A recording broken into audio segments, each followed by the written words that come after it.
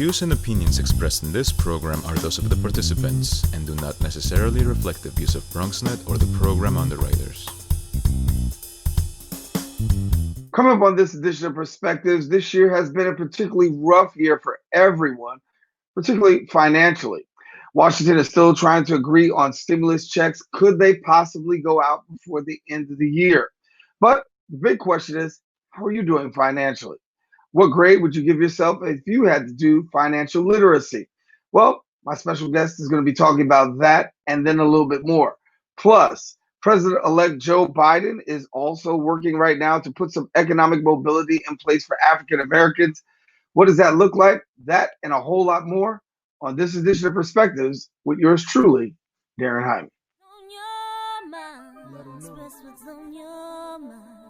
What's on your mind?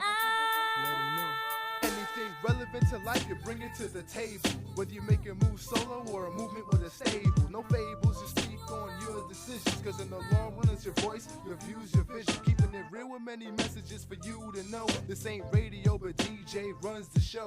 Entertainment, he rocks it. Politics, he locks it. The host with the most would handle any topic. Don't forget to share your perspective with shines of light. Cause it might make a difference in someone else's life. Make a difference in someone's life. Express what's in your heart and your mind. Share your perspective.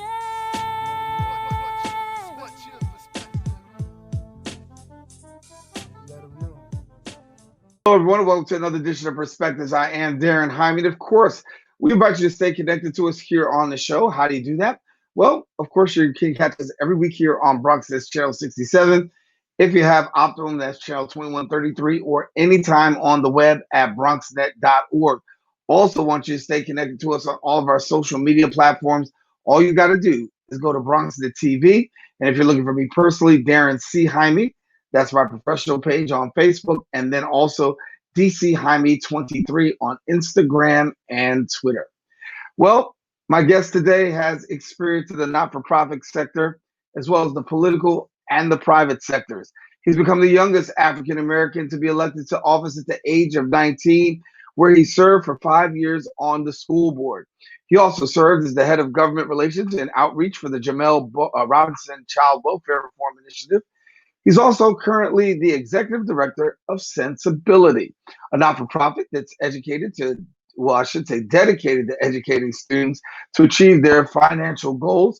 We welcome now Mr. Roy Paul to the show. And Roy, good to have you. It's been too long. Good to have you, brother. Thank you. Good to be with you. Yes. Let's get right into it. When we talk about, from the outset, COVID-19, the pandemic, has really affected people on a traumatic scale financially. With boots on the ground, talk to us about the financial impact that the average person's facing due to COVID-19. Yeah, this has really been a challenging year for millions of Americans. We at Sensibility serve low and moderate income students. So 93% of our students are on free or reduced lunch. And they're in some of the hardest hit areas and some of the poorest zip codes in New York City. So when we look at this from a holistic perspective, even though we are talking to teenagers about financial literacy, they're coming from families that have really been deprived of basic resources. They are seeing an uptick in attendees at soup kitchens. People are really facing a difficult time when it comes to paying their rent, keeping up with the mortgage payments. And what really needs to happen to combat that is really a boost of economic relief. So at Sensibility, even though we focus on teenagers, we tell them about creating a budget and making sure that they're making the basic necessities needed for their financial future, because we also know that they're taking this information home. And we had a wonderful parent who is doing homeschooling now because of distance learning with the New York City Department of Education. And she sent us an email and said, I was working with my son on his lesson plan, and I saw that he had a mock budget in his portfolio. And she ended up using that budget. This was a parent who had never created a budget for her household expenses before, who then took her son's budget from our class so that she can create a budget for her own household. And so for the first time in a long time, we have people who are thinking about being very frugal with their expenses because there's a lack of finances coming in. And we're talking about a pandemic that continues, even though there's talk about a possible vaccine. The reality is we're going to be in it for a long period of time. When we talk about the state of New York, you talk about the state of New York and the economic impact, budget cuts, service cuts, layoffs, things of that nature. When you're talking to people, are you finding that people are really financially ready? Because we've heard this before, right? Be ready in case an emergency happens. Well, this is an emergency. And how many people do you, from your perspective, do you find to be financially ready? Well, they weren't ready before the pandemic hit, so they're certainly not ready during, and they won't be ready after. Unfortunately, these types of disparities only really affect, poor and moderate income people. I remember, we all have short memories, but I remember reading, articles in the New York Times and the Daily News about people who were wealthy, who were getting access to COVID tests when no one else could get a COVID test. They were social influencers flaunting from their house in the Hamptons about being able to get a COVID test, and people who were infected fled the city, whether it was to the Hamptons or to the Berkshires or wherever people go when they have a boatload of cash with second and third homes. And so when the vaccine does come, let's make no mistake about it, it will first go to perhaps first responders and people who need it the most, senior citizens. But the people who need it the most probably won't even get it. Poor people will be the last ones to get it. And we keep forgetting that the poorer you are, the less likely you are to have access to a doctor or a primary care physician. So they're going to have to really dig deep, and it's going to take them time to get that vaccine to people who otherwise don't have readily access to it. So I have a doctor. I had to fight to get the COVID test myself. I said, the heck with this. I'm going to City MD. And I waited on the line for hours, and I'm still waiting. I keep going every couple of weeks or so to wait on the line for several hours because that's the easiest way to get a free test. So, if I'm having difficulty with it, then, imagine someone who doesn't have health insurance, who doesn't have, any money. It's going to be very difficult for them when the vaccine comes out to get access to it. So I'm really concerned about people because that's how it spreads. We're even seeing with the second wave that's happening now, it is happening in overpopulated communities of color. It's happening in poor communities. And that's happening for a reason. Mm-hmm. Let's talk about how do we deal with the situation from a financial standpoint, right? We know that we're here, we're dealing with it. What should a person be doing right now, given the fact that we know money's going to be tight, things are going to be rough for the next several months? What are some of the first steps somebody needs to be doing? Because as we're talking about getting ready towards moving towards a new year, how do I regroup? How do I position myself to get ready? Yeah, you really have to prioritize what's really important financially. And I always tell people, worry about your credit score first, right? Because that's going to be the hardest to get back if it goes down. And, I don't tell people not to pay their rent. I would never advise that. But if you've got a credit card bill or something that will affect your credit in the short term, I say focus on the things that are going to affect you in the longest term. Landlords are being very understanding and very forgiving. And if you can't pay your rent, they say, okay, fine, pay it later. Maybe the government will help with that, freezes and, moratoriums on evictions. But I say your credit. That is one thing that I think everyone should be focused on protecting first and foremost. Second is you have to learn how to do more with less. And that's just the nature of this beast that we're dealing with right now. A lot of people are trying to decide, whether or not they should keep a car note that they, really don't need, turn the car back in and maybe get a used vehicle. If you have 2-car family households, try to do it with one. We really have to think about ways in which we can mitigate our circumstances so that we're not putting on any financial burdens that we really can't afford. Then the government really has to step in. Unfortunately, we talk about things like affordable housing, which really wasn't affordable for most people. And on average in New York City, you needed to make $70,000 to qualify for affordable housing. I'm really hoping that this pandemic is enlightening the government officials to really put their foot to the fire to say, we really have to be aggressive in the way that we tackle the middle class and the lower class in this country. I know that President-elect Biden was talking about an economic boost with student loan relief, and he was talking about $10,000. Well, I don't know if anyone's been paying attention, but student loan debt in this country is over $1 trillion. On average, people owe between $30,000 and $40,000 in debt. So $10,000 isn't going to do anything. If you're a graduate from, some law school and you owe 200 grand, I'm sure everyone will say, yes, give me the $10,000 relief. But we have to be really robust in how we look at economic stimulus programs to help people. I'm concerned that the bipartisan congressional relief package, the second round of stimulus talks, does not include a $1,200 payment to people. The $1,200 payment, Darren, was nothing to begin with. Most people can't pay the mortgage payment with the $1,200. And so for them not to include that in any future rounds just shows you really how on another planet they're living in. I really have no idea what they're coming up with, but they can't get beside themselves to actually provide economic relief to people. And unemployment benefits are great, but people really need some cash in their pocket right now. Yeah. Take a quick break. We'll talk more with Roy Paul about this. How do we make sense of the situation? Having financial literacy during a pandemic. Roy will continue our conversation right after the break.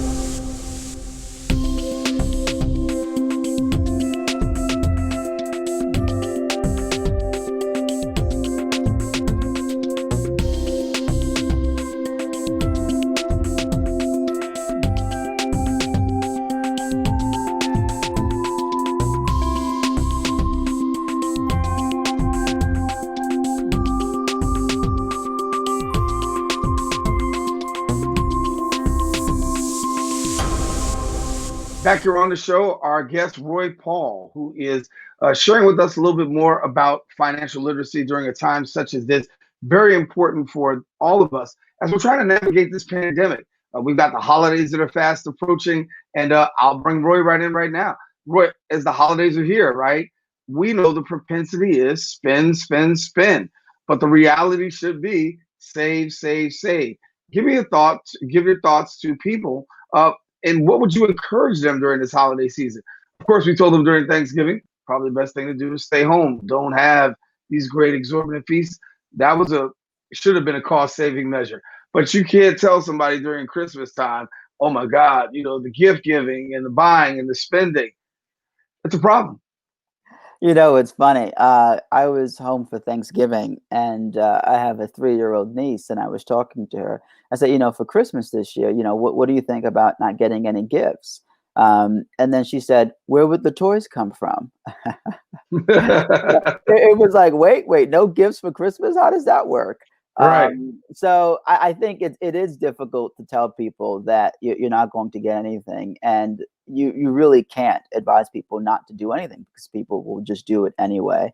But I think the least you can advise is if you normally did 10 gifts, do one, right? Focus on one really thoughtful gift that you can give to someone, and maybe that'll actually have people focus on something thoughtful. Because I know a lot of people get a ton of gifts, and much of it they can't use. Some of it they re-gift to other people anyway. Some of it they throw out, or they try to go on Poshmark or something and resell it. So instead of trying to do more, maybe just do one and really make it a meaningful gift. I'm laughing because I remember people who I know whose houses look like rolling Amazon, like delivery places. Like every day is something from Amazon, but I mean, in all honesty, it's a temptation, right? Because I'm home. I don't have a lot to do. I'm working from this computer. I'm doing a lot more window shopping. I'm just doing it on the internet. And when something looks good, add the cart. Next thing you know, proceed to checkout. Oh, and if you add it to the cart and you don't check out, they will send you emails and text messages to remind you. Oh, yeah. That. Oh, yeah. You left something in your cart. Yeah. Yeah. So I made that mistake, and somehow they found me, and I was getting ads in my email and all of, I was like, how did people find me? But yeah, it's really tough. But I will tell you that shopping, even online during a pandemic, can be therapeutic.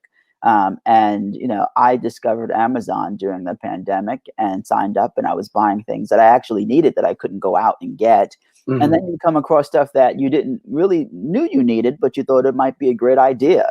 I couldn't go to the gym, so I bought a treadmill for my apartment. And trying to find ways to stay active, and that was therapeutic. When I was sitting in the apartment by myself during the height of the pandemic, when everything was shut down, I just got on the treadmill, and it was, it took my mind to a different place. So, I think shopping, depending on what you're buying, that helps relieves your stress, can be a good thing. I mean, I'm not a psychologist, I'm not Jeffrey Gardier, but I think that there is something to the idea of doing something, even if it's a guilty pleasure, that makes you feel good temporarily, if it will help you get over long-term hopes. As long as you don't come back in January with a headache talking about I got more bills and less money. We know that is the testimony for a lot of people. Or an extra 15 pounds that you should have lost if you were exercising.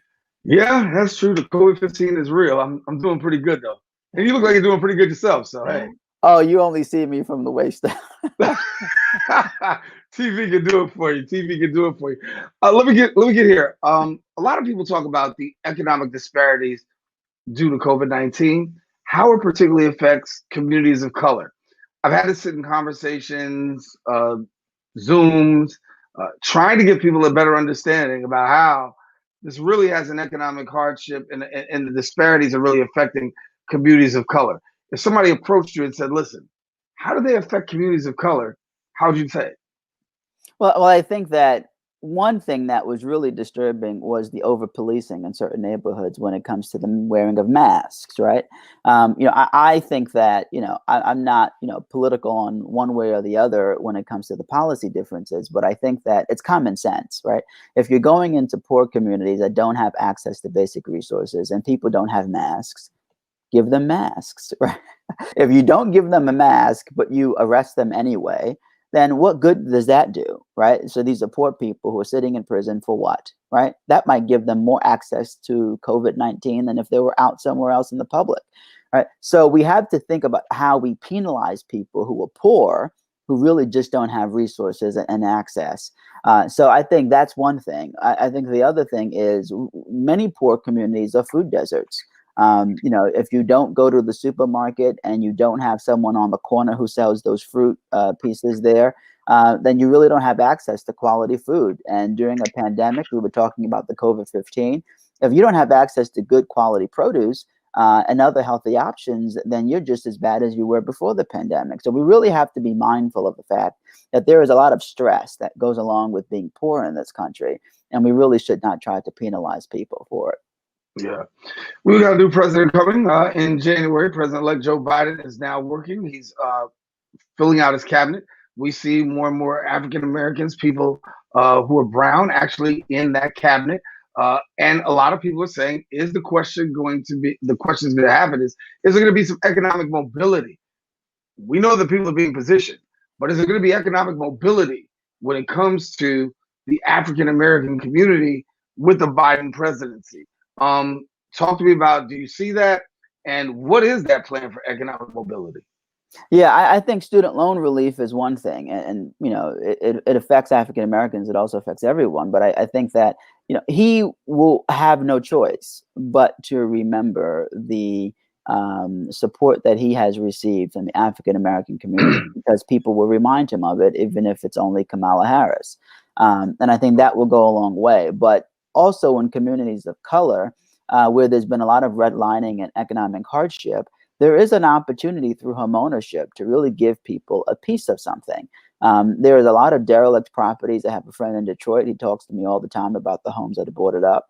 And they really could do like Detroit. The mayor there has partnered with Chase and other people to really try to spearhead homeownership with some of the blighted properties that exist. And so there is a solution to make affordable homes a reality. There is a solution to make affordable housing really affordable housing. Student loan relief could go a long way, but economic development is another. There are communities that don't have basic resources. If you go to certain places like in Indiana, you go to Gary, Indiana, and it's one of the most blighted cities in the country. You walk downtown. I did it a couple of years ago. The theaters are boarded up, playhouses are boarded up, but if you turn the corner, there's a bright lighted building for a payday loan center. So, there's a lot of blight that exists, and economic development in poor communities can really do a lot to make a difference. Yeah, yeah. Gotta take a quick break. We got more with Roy Paul coming up. We'll be right back right after this.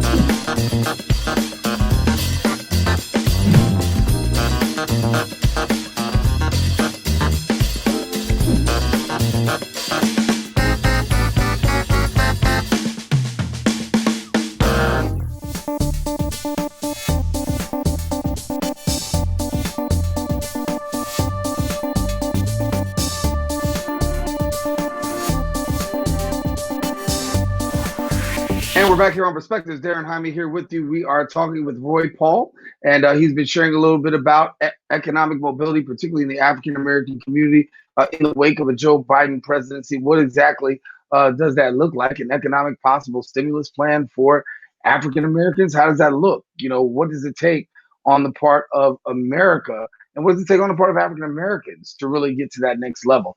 But Roy, I want to give you an opportunity to share a little bit because you do some great work with Sensibility. So tell us a little bit about Sensibilities for somebody who doesn't know, and if there's a parent or a young person out there watching, how they may be able to connect. Sure. Sensibility, we're going into our 17th year of programming. I've only been with the organization for 3 years, and it was really founded on the principle that everyone should have access to basic financial literacy information. It is not offered as in the curriculum for New York City Department of Education, or most places, quite frankly, in the city and around the country. And so Alexa DuPont and John Moore were students at Harvard Business School. And they said, look, we have access to a lot of information, but there are people in poor communities that don't. So over the last 16, almost 17 years, we've been working to really provide basic personal finance, everything from savings, budgeting, goal setting, college planning, credit cards, the stock market, investing in the financial futures of young people. So we've been doing a lot of good work. We just approved the budget for 2021, so we'll be around for another year doing this work. And we also launched virtually in the city of Chicago. So if there are people in the city of Chicago, have access to people in the city of Chicago, please tell them about us. We partner directly with schools and nonprofit organizations. So if you work at a school or a nonprofit and you want us to come into your school, or at least go into your Zoom class, please reach out to us, info@Sensibility. You can find us on the internet. And if there are parents out there who are thinking about ways to educate their kids, you can go to our website. There are online tools and resources, but ultimately Google.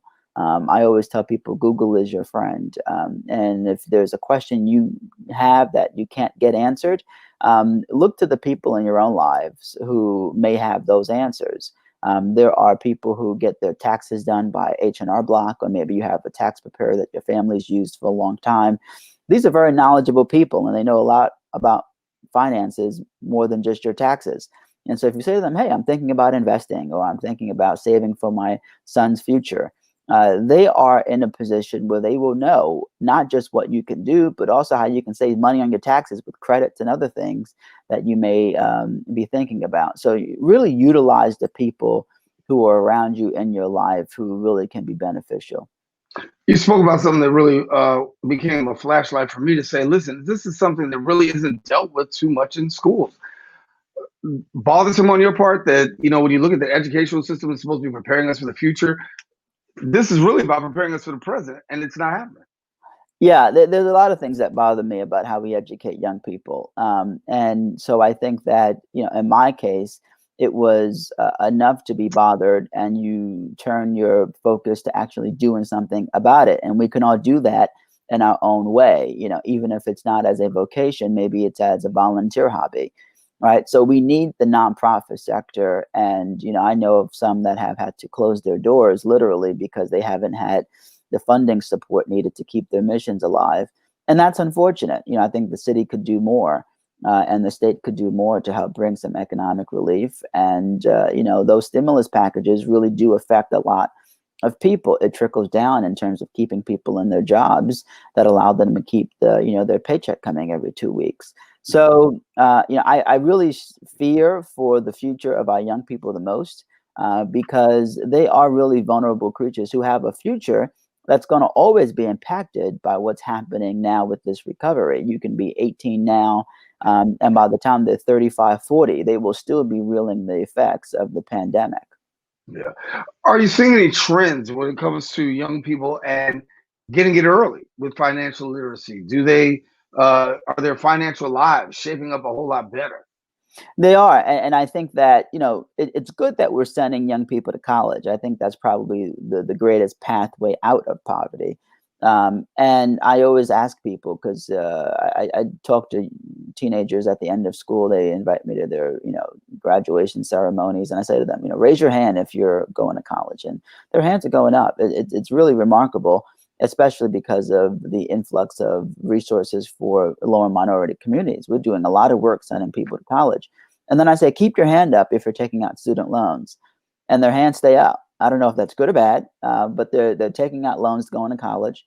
And then I say to them, keep your hand up if you know what your monthly payment's going to be when you graduate in 4 years. And then their hands start to come down. I don't know where the disconnect is, where you sit down with the student, they're learning about colleges, they're taking out loans, but they don't know what they're going to pay back in 4 years when they graduate. And I've tried to think of every other time in my life when I've taken out a loan for something, whether it's for a car payment or a mortgage.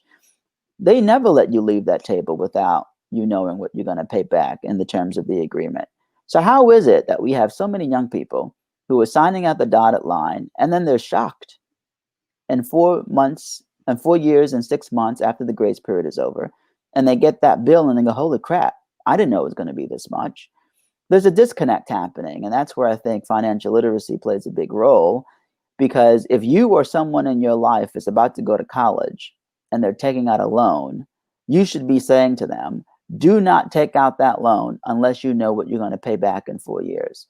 And if you know someone who's in college, I dare you to ask them, Darren or any viewer, if you know someone in college, ask them, what's your monthly payment going to be when you graduate?